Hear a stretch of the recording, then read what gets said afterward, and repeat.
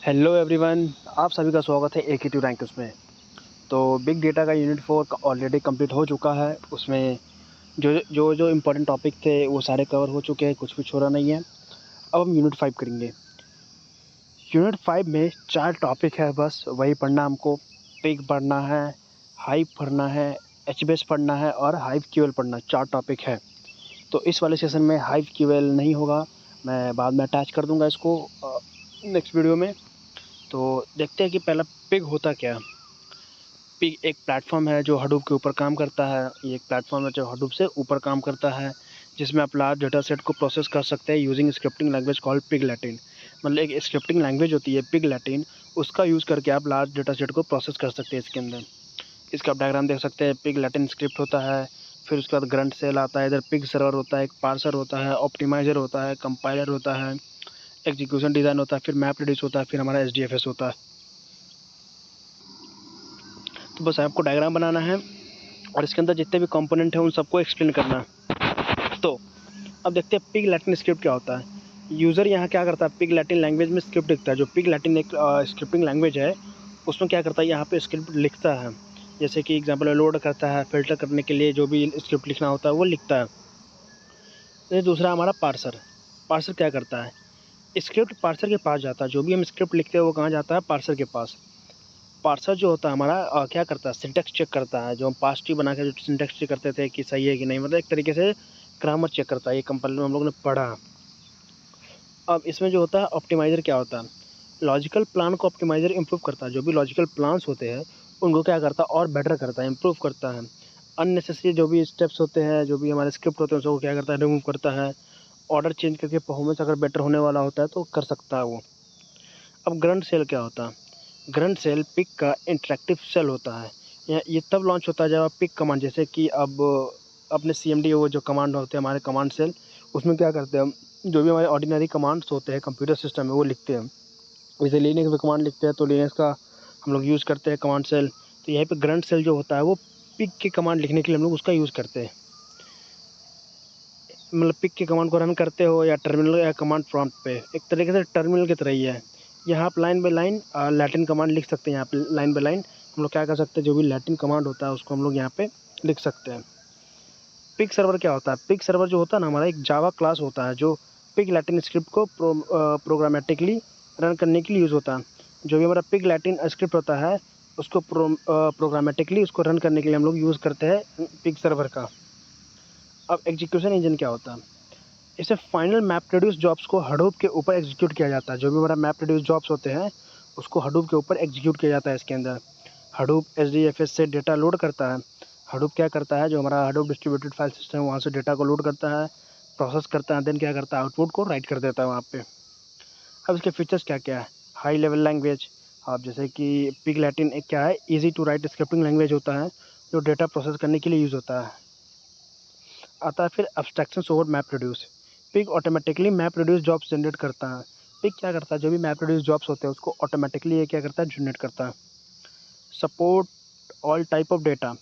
Pig flexible है, जैसे कि log files, XML, JSON, CSV सब हैंडल कर सकता है। मतलब जितने टाइप के फाइल टाइप होते हैं सबको ये क्या कर सकता है, हैंडल कर सकता है। फिर है तीसरा हमारा एक्सटेंसिबिलिटी। आप कस्टम यूज़र डिफाइंड फंक्शन भी लिख सकते हैं इसके अंदर, जैसे जावा पाइथन इन सबका यूज़ करके। उसके बाद है ऑप्टिमाइजेशन अपॉर्चुनिटीज़। के अंदर क्या है, पिग स्क्रिप्ट को इंटरनली ऑप्टिमाइज करता है एग्जीक्यूशन टाइम पर। जो भी पिग स्क्रिप्ट होता है उसको अगर इंटरनली ऑप्टिमाइज करना होता है तो कब करता है, एग्जीक्यूशन के टाइम पर, ताकि जो भी परफॉर्मेंस हमारा वो बेटर हो सके। और फिर हमारा फॉल्ट टॉलरेंस, हडूप के ऊपर चलने की वजह से पिग की फॉल्ट टॉलरेंट है। मतलब जो भी एरर्स होता है उन सबको क्या कर सकता है, टॉलरेट कर सकता है। जो भी प्रॉब्लम्स आती हैं उन सबको वो मतलब ज़्यादा सह सकता है। और type of Apache pig, mode of execution जिसको भी कहते हैं। पहला है local mode. Pig local file system में काम करता है, स्मॉल फाइल या टेस्टिंग के लिए भी यूज़ कर सकते हैं इसका। हडूप क्लस्टर की नीड नहीं होती इसमें। जैसे command pig pig dash x local. Map reduce mode, जिसको हडूप मोड भी कहते हैं, पिग स्क्रिप्ट को मैप रिड्यूस जॉब पे कन्वर्ट करके हडूप क्लस्टर्स पे एग्जीक्यूट करता है। और जो भी हमारा पिग स्क्रिप्ट होता है उसको क्या करता है, मैप रिड्यूस जॉब में कन्वर्ट करता है। जो भी हमारे हडूप क्लस्टर होते हैं उसको क्या करता है, उसको एग्जीक्यूट करता है। अब ये हडूप क्लस्टर क्या होता है, ये सब हम यूनिट 1 में पढ़ेंगे अच्छे से। तो आपको समझ में आएगा। ये सब चीज़ें अगर दिमाग में रहे, अगर कन्फ्यूज़न रहे तो अच्छी बात है, क्योंकि जब आप इसको यूनिट 1 में देखेंगे तो आप उसको अच्छे से क्लियर कर सकते हैं। उसके बाद देखिए लार्ज स्केल डेटा प्रोसेसिंग के लिए सूटेबल है। ये क्या करता है, जो बिग डेटा होता है हमारा, जो ह्यूज साइज़ होता है डेटा का, उसको प्रोसेस करने के लिए बहुत ज़्यादा सूटेबल है। जैसे कमांड रन करने के लिए करते हैं पिग -x मैप रिड्यूस।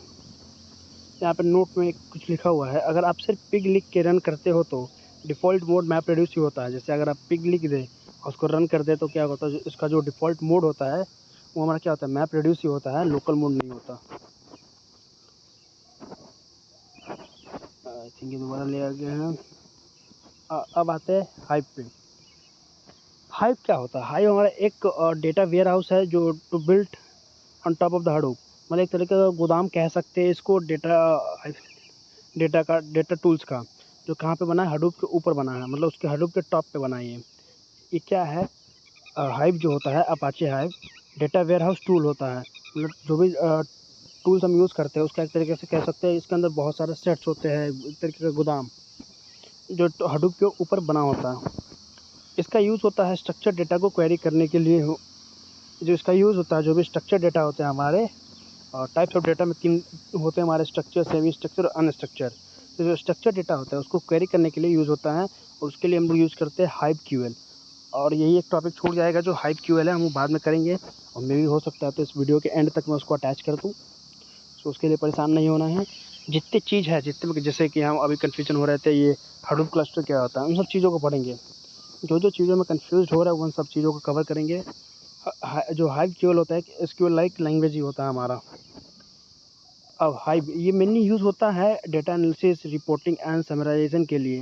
ये ज़्यादातर यूज़ होता है डेटा को एनालाइज़ करने के लिए, रिपोर्ट बनाने के लिए, समरी के लिए, स्पेशली जब एसडीएफएस में स्टोर हो, जब जो हमारा डेटा होता है जब एसडीएफएस में स्टोर होता है तब इसका मेनली यूज़ होता है। उसका डायग्राम देख सकते हैं, हमारा एक होता है हाइव क्लाइंट। हाइव क्लाइंट के अंदर आता है हमारा थ्रिफ्ट सर्वर, जेडीबीसी, ओडीबीसी। उसके बाद आता है हमारा हाइव सर्विस, हाँ, जैसे कि hive web UI, hive server, command line interface, और ये तीनों कहाँ से अटैच है, हाइव ड्राइवर से। उसके बाद हमारा मैप रेड्यूस आता है, फिर एसडीएफएस आता है। अब एक एक चीज़ को अच्छे समझते हैं। हाइव क्लाइंट क्या होता है? यूज़र हाइव के साथ इंटरेक्ट करने के लिए क्लाइंट टूल का यूज़ करता है। मतलब हाइव के साथ इंटरेक्ट करने के लिए जो भी क्लाइंट्स होते हैं इन सब टूल्स का यूज़ करते हैं। मतलब उसके अंदर जो टूल्स होते हैं, जैसे कि पहला थ्रिफ्ट सर्वर, अलग अलग प्रोग्रामिंग लैंग्वेज के हाइव कनेक्ट करने के लिए यूज़ होता है। जो थ्रिफ्ट सर्वर होता है, डिफरेंट टाइप के प्रोग्रामिंग लैंग्वेज को हाइव से कनेक्ट करने के लिए हम यूज़ करते हैं। जैसे कोई भी लैंग्वेज यूज़ किए, उसको क्या किया, जो थ्रिफ्ट सर्वर होता है हाइव से डायरेक्टली कनेक्ट करता है ताकि हम लोग उसको यूज़ कर पाएँ। अब जेडीबीसी जावा बेस्ड एप्लीकेशन को हाइव के साथ कनेक्ट करता है। जो भी जावा बेस्ड एप्लीकेशंस होते हैं, जेडीबीसी क्या करता है, उन सबको हाइव के साथ कनेक्ट करता है। ओडीबीसी ड्राइवर क्या होता है, जो नॉन जावा एप्लीकेशंस होते हैं उसको हाइव से कनेक्ट करता है। जेडीबीसी और ओडीबीसी का काम सेम ही है। जेडीबीसी क्या करता है, मतलब जस्ट उसका अपोजिट है। जेडीबीसी क्या करता है, जावा बेस्ड एप्लीकेशन को हाइव के साथ कनेक्ट करता है। ओडीबीसी क्या करता है, नॉन जावा एप्लीकेशन को कनेक्ट करता है। फिर हमारा hive web UI, web based interface, जहाँ यूज़र क्वेरीज एग्जीक्यूट कर सकता है। एक वेब बेस्ड हमारा क्या होता है, इंटरफेस होता है, जहाँ पे क्या करता है, जो भी हमारे यूज़र्स या क्लाइंट्स होते हैं और जो भी क्वेरीज होती है वहाँ पे वो क्या कर सकता है, उसको एग्जीक्यूट कर सकता है। अब आता है हमारा हाइव सर्वर, कनेक्शन को मैनेज करता है एंड क्वेरी एग्जीक्यूशन के लिए प्लान प्रोवाइड करता है। जो हाइव सर्वर होता है, सर्वर का क्या काम होता है, कनेक्शन को मैनेज करना एंड जो भी इसमें जो भी क्वेरीज होती है उसके एग्जीक्यूशन के लिए प्लान प्रोवाइड करता है कि कैसे क्या करना है। अब CLI तुमको पता है कि client line command line interface होता है, हाइव क्वेरीज को एग्जीक्यूट करने का एक टूल होता है, जिसमें जहाँ पे हम हाइव जो भी हमारे हाइव क्या बोलते हैं कमांड्स होते हैं उसको हम यहाँ पे लिखते हैं। अब हाइव ड्राइवर क्या होता है? हाइव ड्राइवर यूज़र की क्वेरी को प्रोसेस करता है। जो भी हाइव ड्राइवर होता है वो यूज़र की क्वेरी को प्रोसेस करता है। और इसमें 2 चीज़ आपको और लिखना है, वो है मैप रेड्यूस एंड एसडीएफएस के बारे में 2 लाइन लिखना है। वो ऑलरेडी पढ़ चुके होंगे हम लोग यूनिट 1, 2, 3 में, तो हम उसको करेंगे नहीं यहाँ पे। इसलिए मैंने जो इम्पोर्टेंट, जो छोटा, मतलब जो नई चीज़ें थी बस उसी को लिखा है यहाँ पे। अब एक तरीके से कह सकते हैं जो लास्ट टॉपिक है, क्योंकि इसके बाद हाइव क्यूएल एक बच जाएगा, मैं वो भी बता दूँगा आपको। एचबीएस क्या होता है? अपाचे एचबीएस एक हमारा क्या है, no SQL distributed column oriented database है जो कि रन करता है हडूप एसडीएफएस के ऊपर। ये हमारा एक नो एसक्यूएल है, मतलब non relational structure query language है। डिस्ट्रीब्यूटेड है, मतलब अलग अलग नोड जो ग्राफ रिप्रेजेंटेशन पढ़े थे। कॉलम ओरिएंटेड है, जहाँ पे कॉलम में स्टोर करते हैं, जहाँ पे हम लोग जब यूनिट 4 में पढ़े होंगे नो एसक्यूएल, तो उसके जो टाइप्स होते हैं वहीं सबको कह रहा है कि एच बेस एक टाइप का डेटा बेस है जो हडूप डिस्ट्रीब्यूटेड फाइल सिस्टम के ऊपर ये रन करता है। ये क्या करता है, रियल टाइम में जो भी डेटा होते हैं उस पर रीड और राइट कर सकता है। अब इसके की फीचर्स क्या है एच बेस के? कॉलम ओरिएंटेड स्टोरेज, हम लोग ने टाइप्स ऑफ स्कूल में पढ़ा होगा। कॉलम ओरिएंटेड स्टोरेज क्या करता है, डेटा को कॉलम्स के फॉर्म में स्टोर करता है, ना कि रोज़, मतलब कॉलम और रोज़ में। हम लोग देखते हैं कि कॉलम में क्या, जैसे मान लीजिए अगर डेटाबेस एक बनता है, जैसे मान लीजिए कि name, age, class, roll number, ये सब लेते हैं, ये सब कहाँ स्टोर होता है, कॉलम में होता है। और इसकी जो एग्जैक्ट वैल्यू होती है वो मेरे कहाँ स्टोर होते हैं, रोज़ के अंदर स्टोर होते हैं। तो वही कह रहा है कि जो हमारे रिलेशनल डेटाबेसेस होते थे उसमें जो हम क्या करते थे, जो भी हम डेटा स्टोर करते थे वो रो के फॉर्म में करते थे, लेकिन इसमें सिर्फ कॉलम के फॉर्म में। फिर दूसरा है स्केलेबल, मतलब horizontally across thousand of machine को स्केल कर सकता है ये। अब no SQL doesn't support traditional SQL, जो हमारा आरडीएमएस होता है उसको क्या करता है, ये सपोर्ट नहीं करता है, जैसे माई एसक्यूएल ये सबको सपोर्ट नहीं करता। इसका खुद का एपीआई है और टूल्स है, जैसे कि हाइव, फोएनिक्स क्वेरिंग के लिए। रियल टाइम रीड राइट क्या, support random real time access to big data, क्या करता है कि रैंडम एक्सेस देता है रीड और राइट करने का रियल टाइम पे बिग डेटा को। Built on H D F S, Hadoop distributed file system का यूज़ करता है स्टोरेज के लिए। मतलब इसमें जो भी डेटा स्टोर होते हैं हमारे, वो क्या कहाँ स्टोर होते हैं, एच डी एफ एस पे, इसलिए बोला गया कि एच डी एफ एस के टॉप पे बना। Support huge tables, easily handles billions of rose and millions of column, ये क्या कर सकता है, इजिली हैंडल कर सकता है billions of rose and millions of columns को। ये एच बेस का आर्किटेक्चर देख लीजिए, मतलब एक मास्टर है, एक एपीआई है, रीजन सर्वर है, इधर एच फाइल है, मेम स्टोर है, राइट हेड ब्लॉक है, इधर एच डी एफ एस है और शूकीपर है। अभी सबको छोटे में समझते हैं, आप लोग इसको अच्छे से लिख लेंगे। एच बेस मास्टर क्या करता है, जितने भी क्लस्टर्स होते हैं, मतलब जिसको टुकड़े में तोड़ा होता है उसको मैनेज करता है, और जो भी रीजन्स होते हैं कहाँ किसको असाइन करते हैं, रीजन सर्वर को ये असाइन करता है। हैंडल स्कीमा चेंजेस, जो भी स्कीमा चेंजेस होते हैं उसको क्या करता है, हैंडल करता है। अब रीजन सर्वर क्या होता है, मेन वर्कर नोड, ये जो हमारा रीजन सर्वर होता है वो मेन वर्कर नोड होता है हमारा, हैंडल करता है रीड राइट रिक्वेस्ट को क्लाइंट से। और each region server contents multiple region, और हर एक रीजन सर्वर में मल्टीपल रीजन्स हो सकते हैं। जू कीपर क्या होता है, एक्ट एज कोऑर्डिनेटर, मतलब कोऑर्डिनेटर की तरह काम करता है, मतलब जो भी रीजन्स होते हैं उनको मैनेज करने में मदद करता है। और जो भी फेलियर्स होते हैं, सॉरी फेल लेवल लिखा गया है, फेलियर होगा वहाँ पे, जो भी फेलियर्स और ट्रैकिंग रीजन सर्वर मतलब जो भी रीजन सर्वर होते हैं उसको ट्रैक करने के लिए इसका यूज़ होता है। और इधर है H D F S, H D F S तो हमको पता ही है कि स्टोर करता है एक्चुअल डेटा डिस्ट्रीब्यूटेड फॉर्मेट में। इस सबको हम लोग देखेंगे आने वाले यूनिट, आई थिंक यूनिट 3 में है या 2 में है, तो आई थिंक 2 में है, तो वहाँ पे इसको हम देखेंगे एच डी एफ एस को अच्छे से, तो अच्छे से समझ में आएगा। और लगभग यूनिट 5 यहाँ पे ख़त्म है, बस एक टॉपिक रह गया है जो कि है हमारा hive QL, hive query language. तो चलिए ठीक है, फिर मिलते हैं आप लोगों से नेक्स्ट वीडियो में। I think sound quality better हो गई होगी थोड़ी सी। तो अब इसके बाद हम लोग करेंगे यूनिट 1, फिर यूनिट 2 एंड फिर यूनिट 3। आई थिंक कल तक आपको मिल जाएगा, और परसों आपको मिल जाएगी पूरी लॉन्ग वीडियो। मैं कोशिश करूँगा कि 1.5 से 2 घंटे के अंदर ही सारे को ख़त्म कर दूँ, सारी यूनिट को जितने टॉपिक्स बच गए हैं, क्योंकि मैंने कुछ कुछ टॉपिक छोड़े थे कंप्यूटर नेटवर्क में, बाद में टेलीग्राम पे मैंने भेज दिया था, कुछ बच्चे उसको क्या कर पाए, देख नहीं पाए, हो सकता है उनका क्वेश्चन छूट गया होगा क्रिप्टोग्राफी से। तो आप लोग भी टेलीग्राम से जुड़ जाइए, AKT रैंकर्स में जाएंगे, मैं लिंक दे दूँगा, आप वहाँ पे चले जाइएगा। थैंक यू सो मच, मिलते हैं फिर नेक्स्ट वीडियो में। तो हमारा एक टॉपिक रह गया था यूनिट 5 से, हाइव क्यूएल। हाइव क्यूएल क्या होता है? हाइव क्यूएल एक एसक्यूएल लाइक स्क्रिप्टिंग लैंग्वेज होती है। इसका फुल फॉर्म जो होता है हाइव क्वेरी लैंग्वेज होता है, जो कि एक एसक्यूएल लाइक लैंग्वेज होती है जो अपाचे हाइव के अंदर यूज़ होती है। मतलब ये डिट्टो सेम टू सेम किसकी तरह होता है, हमारा एसक्यूएल जो हमारा स्ट्रक्चर्ड क्वेरी लैंग्वेज होती है, जो हम लोग माई एसक्यूएल के जो क्वेरीज लिखते हैं उसके जो सिंटैक्स होते हैं वो सेम होते हैं इसमें भी। मतलब एक तरीके से कह सकते हैं हम एसक्यूएल ही यूज़ करते हैं, और उस एसक्यूएल को जब हम हाइव के अंदर यूज़ करते हैं तो उसको हम लोग हाइव क्यूएल बोलते हैं। इसका यूज़ होता है बिग डेटा को क्वेरी करना, एनालाइज करना, मैनेज करने के लिए, इन सब चीज़ों के लिए इसका यूज़ किया जाता है। जो भी डेटा हमारा कहाँ स्टोर होता है, एचडीएफएस में। जाहिर सी बात है, बिग डेटा हमारा कहाँ होता है स्टोर, एचडीएफएस में। तो उन्हीं के डेटा को क्वेरी करना, एनालाइज करना एंड मैनेज करने के लिए हम इसका यूज़ करते हैं। अब जब आप हाइव क्यूएल का यूज़ करते हो तो क्या क्या चीज़ें होती है, जैसे पहले कि आप तो जैसे हम लोग क्या करते हैं, एसक्यूएल जैसी क्वेरीज को लिख सकते हैं, मतलब सिंटैक्स जो होता है सेम टू सेम होता है एसक्यूएल जैसा ही। कुछ कुछ चेंजेस होती है इसके अंदर। हाइव उस क्वेरी को मैप रेड्यूस जॉब में कन्वर्ट करता है। अब जो भी हाइव है हमारा क्या करता है, जो क्वेरी हम लिखते हैं उसको मैप रेड्यूस में कन्वर्ट करता है। मैप रेड्यूस में कन्वर्ट करने के बाद क्या करता है, वो हडूप सिस्टम उस क्वेरी को प्रोसेस करता है। हडूप सिस्टम जो भी होता है, जो भी क्वेरीज आई है उन सब चीज़ों को क्या करता है, वो प्रोसेस करता है। अब हाइव क्यूएल का यूज़ क्या है, जो भी हमारा स्ट्रक्चर डेटा होता है उसको एनालाइज करना। अब बिग डेटा के अंदर स्ट्रक्चर डेटा भी आ सकते हैं हमारे।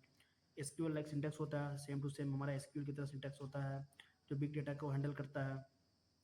Data warehousing task perform करना हडूप के इन्वायरमेंट में, ये क्या करता है, इसकी मदद से हम लोग जो भी डेटा वेयर हाउसिंग टास्क होते हैं उसको परफॉर्म करता है हडूप के अंदर। अब हमारे इसमें जो कॉमन हाइव क्यूएल्स कमांड है, जैसे कि क्रिएट टेबल। आपने अगर एसक्यूएल माई एसक्यूएल पढ़ा होगा तो उसके अंदर क्या करते थे, क्रिएट टेबल लिखते थे और टेबल नेम लिख देते थे। जैसे यहाँ पे लिखा हुआ है क्रिएट टेबल और टेबल नेम है स्टूडेंट। उसके अंदर हमने 3 कॉलम बनाया है, एक हमारा आईडी नाम का है, एक नेम नाम का। तो ऐसे क्रिएट हो जाएगा आईडी, नेम और हमारा यहाँ पे मार्क्स, आईडी नेम मार्क्स। अब जो जो हम इंसर्ट करते जाएंगे, जो आगे पढ़ेंगे इंसर्ट क्वेरी, इंसर्ट कर जैसे आई डी 1 है, नेम जैसे मान लीजिए 82 है, मार्क्स आया 80। तो ऐसे ऐसे वो रो के फॉर्म में स्टोर होते चला जाएगा। तो टेबल क्रिएट करने के लिए हम लोग सिंपली जो कमांड लिखते हैं सीधा लिखते क्रिएट। इस पर थोड़ा डेफिनेशन भी लिखना होगा एग्जाम में कि टेबल क्रिएट करने के लिए यूज़ करते हैं हम लोग इसका क्रिएट कमांड का, और डेटाबेस क्रिएट करने के लिए हम लोग क्रिएट का यूज़ करते हैं। लेकिन इसमें डेटाबेस क्रिएट करते नहीं है क्योंकि हम लोग हाइव क्यूएल के साथ हाइव के साथ यूज़ करते हैं। तो इसमें बस हमको टेबल बनानी होती है। अब सिलेक्ट, अगर किसी ने पढ़ा भी होगा अगर अच्छे मतलब ठीक ढंग से, तो सिलेक्ट कमांड का मतलब पता होगा कि जैसे हम लेके सिलेक्ट फ्रॉम स्टूडेंट, मतलब स्टूडेंट में जितने भी हमारे जो जो रो और कॉलम्स हैं उनको क्या करो, प्रिंट कर दो, मतलब डिस्प्ले पे शो कर दो। इसी का प्रिंट करने के लिए यूज़ होता है सिलेक्ट। अब इंसर्ट जैसे बताया कि जैसे वहाँ पे आईडी, नेम और यहाँ पे मार्क्स बन गया है, तो जैसे यहाँ पे कह रहा है कि इंसर्ट इनटू टेबल स्टूडेंट, मतलब इंसर्ट इनटू टेबल स्टूडेंट और वैल्यूज दे दिया गया 101, मतलब आईडी है ये, 82 हमारा नेम हो गया और 88 हमारा मार्क्स हो गया। तो यहाँ पे आ जाएगा हमारा 101 और यहाँ पे 82 और यहाँ पे आ जाएगा 88, ऐसे करके स्टोर हो जाएगा। अल्टर टेबल, अल्टर का मतलब होता है कोई चीज़ अपडेट करना या न्यू चीज़ को ऐड करना। जैसे मान लीजिए टेबल में एक नई कॉलम हमको ऐड करना है तो हम उसको अल्टर कर देंगे। अगर चेंज करना होगा टेबल नेम में ये सब तो हम भी कर सकते हैं। जैसे कमांड कैसे लिखा गया है, अल्टर टेबल स्टूडेंट, टेबल का नेम और ऐड लिख के, और जो भी एक कॉलम हमको ऐड करना था क्या, एज इंट, मतलब अब आईडी के साथ एज आएगा, एज के साथ नेम आएगा, और ये एज कहीं भी आ सकता है, पहले भी आ सकता है और लास्ट में कहीं भी आ सकता है। और जो हमारा लास्ट है, हमारा इसमें जो कमांड यूज़ करते हैं हम लोग वो है ड्रॉप टेबल। ड्रॉप का मतलब होता है जब आपको पूरी तरह से टेबल को डिलीट करना होता है तो आप सीधा लिखते हैं, जैसे मान लीजिए लिखना है आपने, आप इसमें इसमें जो हमारा क्या बोलते हैं, जो अ, आप कैपिटल में लिखिए या केस सेंसिटिव, ये नहीं होता, आप कुछ भी लिख सकते हैं यहाँ पे। ऐसे ड्रॉप स्मॉल टेबल लिखेंगे और टेबल का नेम लिखने का डिलीट हो जाएगा। मतलब ये हमारा जो स्क्यूल होता है वो केस सेंसिटिव नहीं होता है कि हाँ जैसे स्मॉल ए का मतलब कुछ और कैपिटल ए का नहीं, ये दोनों का मतलब सेम ही समझता है। तो यूनिट 5 लगभग हो चुके हैं, जल्दी यूनिट 1 और 2 एंड 3 भी आ जाएंगे।